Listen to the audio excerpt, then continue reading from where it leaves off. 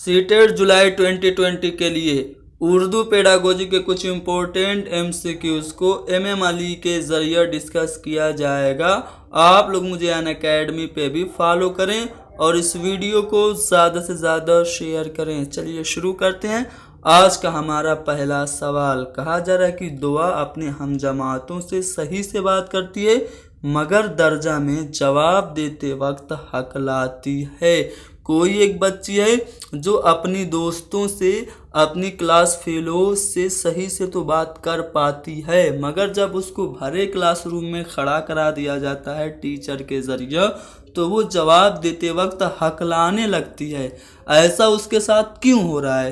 क्या दर्जा में वो हंसी का माहौल पैदा करना चाहती है, अपने क्लासमेट्स का इंटरटेन करना चाहती है इसलिए वो ऐसा कर रही है, हकला रही है, या फिर वो घर से सबक याद करके नहीं आई है इसलिए हकला रही है, या जानबूझकर ऐसा करती है ताकि उससे सवाल न पूछे जाएं, या मजमा के सामने अपनी बात कहने में दबाव महसूस करती है। तो दोस्तों यहाँ पे जो दुआ है वो अपने दोस्तों से तो बातें कर लेती है, सही से बात करती है, लेकिन जब उसको क्लासरूम में खड़ा कराया जाता है तो वो हकलाती है।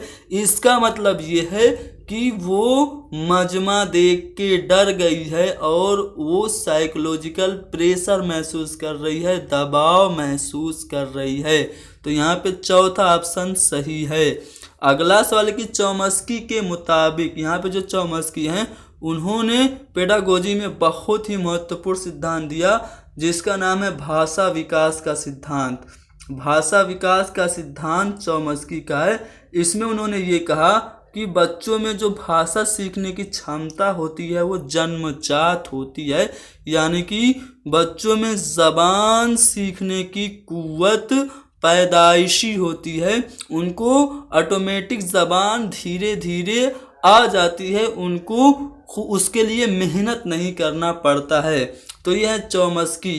कहा जा रहा है कि चौमस्की के मुताबिक क्या स्कूल से लिसानिक काबिलियत हासिल की जाती है या फिर ज़बान तकलीद से यानी कि अनुकरण करके, नकल करके सीखी जाती है, या ज़बान सीखने में मुआशरे का मुकाम बुनियादी होता है। तो दोस्तों अगर मैं ज़बान सीखने में मुआशरे यानी कि समाज की बात करूं तो समाज पर सबसे ज़्यादा बल किसने दिया?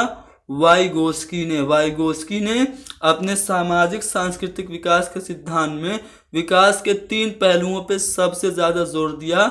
एक है समाज, दूसरी है संस्कृति और तीसरी भाषा। तो दोस्तों जब भी समाज, संस्कृति या भाषा की बात आए कि किस मनोवैज्ञानिक ने, किस साइकोलॉजिस्ट ने इन तीनों पे बल दिया, तो आपका जो जवाब होगा वो क्या होगा? वाइगोस्की होगा। वाइगोस्की ने ये कहा कि बच्चे समाज से अंतःक्रिया करके यानी कि समाजी तामुल के ज़रिए ही ज़बान सीखते हैं।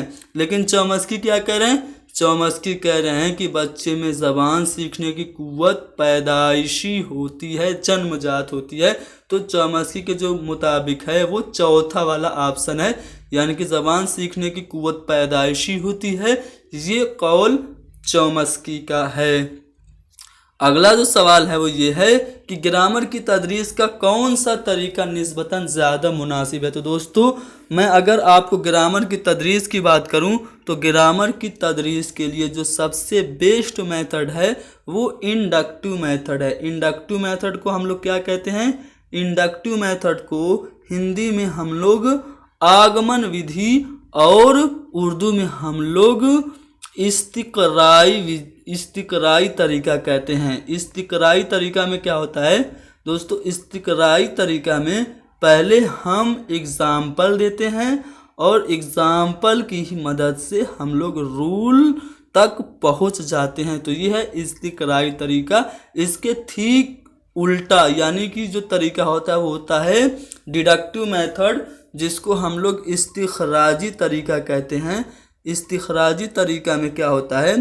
पहले हम लोग बच्चों को रूल या फार्मूला बता देते हैं, उसके बाद उससे बच्चों को एग्जाम्पल कराते हैं। तो यहाँ पे हमसे कहा जा रहा है कि ग्रामर की तदरीस के लिए कौन सा तरीका सबसे ज़्यादा ज़रूरी है।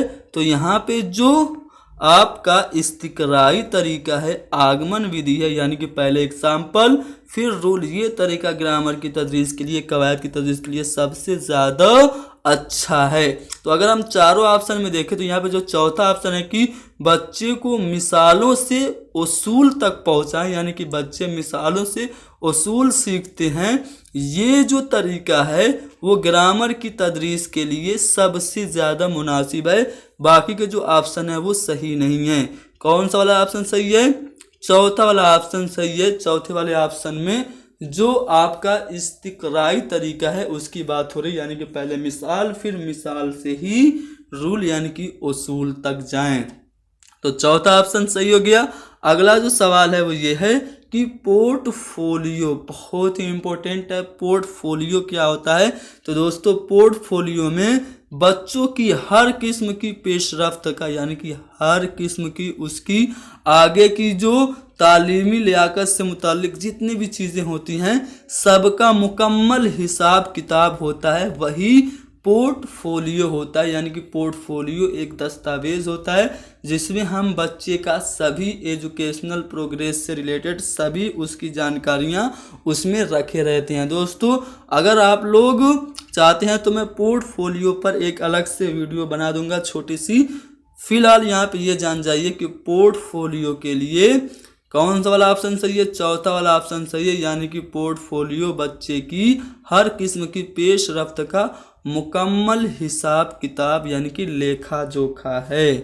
अगला सवाल है कि सुनने बोलने की महारत को फ़रोग देने का बेहतरीन तरीका क्या? अगर आप चाहते हैं कि आपकी लिसनिंग स्किल और स्पीकिंग स्किल क्या हो, डेवलप करे, तो उसके लिए सबसे बेस्ट मेथड क्या है? क्या नज़म याद कराकर उसे सुने, या फिर क्लास के कुछ बच्चों के ज़रिए असबाक के कुछ पैराग्राफ पढ़ाएं, यानी बच्चों को खड़ा करा के कहें चलो ये पैसेज पढ़ो, या फिर तफरीही सरगर्मी का एहतमाम करें, यानी कि उनको तफरीह पे लेके जाएं, किसी एक्टिविटी में उनको शामिल कर दें, या फिर कहानी सुनाएं और कहानी पर बच्चों के नज़रियात को जानें। तो दोस्तों यहाँ पे सुनने और बोलने की महारत को फ़रोग देने के लिए जो सबसे अच्छा तरीका है वो ये है कि पहले उनको कहानी सुनाइए और फिर उन कहानी से मुतालिक बच्चों से उनके व्यू पूछिए, नज़रियात पूछिए। यानी कि जब आप कहानी सुनाएंगे तो बच्चे की सुनने की महारत डेवलप होगी, और जब आप बच्चे को उससे मुतालिक कहानी से मुतालिक अपने नज़रियात को रखने को कहेंगे तो उसके बोलने की महारत डेवलप होगी। तो यहाँ पे चौथा वाला ऑप्शन सही है। अगला सवाल कि रमेश 7वीं जमात में पढ़ता है, वो आम गुफ्तगू में ठीक है लेकिन पढ़ने के दौरान वो बार बार फंस जाता है, यानी कि अटक जाता है, वो मुमकिना तौर पर डैश से 2-4 है। रमेश कोई लड़का है, क्लास 7 में पढ़ता है, आमतौर से जब बात करता है तो वो सही बोलता है, लेकिन जब कोई चीज़ पढ़ता है तो वो अटक अटक के पढ़ता है। तो वो किस लर्निंग डिसऑर्डर से वो क्या है, ग्रसित है? क्या उसको डिसलेक्सिया है, डिस्फेजिया है, डिसकैलकुलिया या फिर डिस्ग्राफिया है? तो दोस्तों उस बच्चे को जो कि पढ़ने में उसको बार बार फंस जा रहा है उसको डिसलेक्सिया है। डिसलेक्सिया मतलब क्या होता है? पढ़ने में दिक्कत या परेशानी को ही डिसलेक्सिया कहते हैं। डिस्फेजिया जो होता है वो मेंटल डिसऑर्डर होता है, डिसकैलकुलिया जो होता है वो आपका मैथमेटिकल प्रॉब्लम होता है, जबकि जो डिस्ग्राफिया होता है वो लिखने से रिलेटेड प्रॉब्लम होती है। तो यहाँ पे बच्चा पढ़ने में उसको दिक्कत है, इसलिए यहाँ पे पहला वाला ऑप्शन डिसलेक्सिया सही जवाब होगा। तो दोस्तों यहाँ पे हमने डिस्कस किए उर्दू पेडागोजी के कुछ इम्पोर्टेंट MCQs और सभी सवालों से रिलेटेड हमने कुछ अहम पॉइंट्स ऑफ व्यू भी आपके सामने रख दी, यानी कि एक्सप्लेन कर दिए, जिससे आप लोगों के तर्क करने की क्षमता बढ़ जाए और आप उर्दू पेडागोजी के क्वेश्चंस को सही से अटेम्प्ट कर पाएँ। आज के लिए इतना ही बस, मिलते हैं हमारी अगली वीडियो में। Thank you very much.